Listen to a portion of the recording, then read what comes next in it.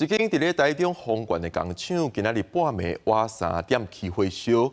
工厂负责人一家伙仔4个人拢掉伫咧2楼，加在互消防队救出来。虽然4个人拢互因砸着伤，不过当送病院了后，拢确认无性命危险。工厂内底火烧甲真猛，消防队到现场布水线灌救。台中市丰原区丰原大道3段一间工厂，12号半暝2点外发生火警。工厂负责人处主一家伙仔4个人住伫咧2楼，消防人员是赶紧架设楼梯来抢救。附近的住户发现火警，第一时间报案，但是有员是心惊惊。冒黑烟，冒蛮大的火势，那个黑烟蛮大的，打119，我就打过去了。现场是2层楼高的建筑，小面积大约200平方公尺。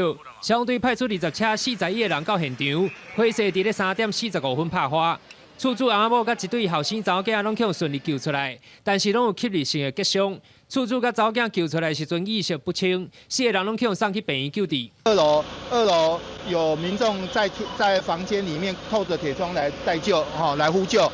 那我们消防人员立即采取这个人民搜救的一个战术那顺序分别救出受困的父母和两位子女。那目前均有生命的迹象，都已经送医了。12号日时，消防火调人员是来到工厂了解状况，4名伤者拢已经转送中国医药大学附设病院，目前意识拢已经清醒。另外，起火点甲起火的原因也搁有待调查。记者台中报道。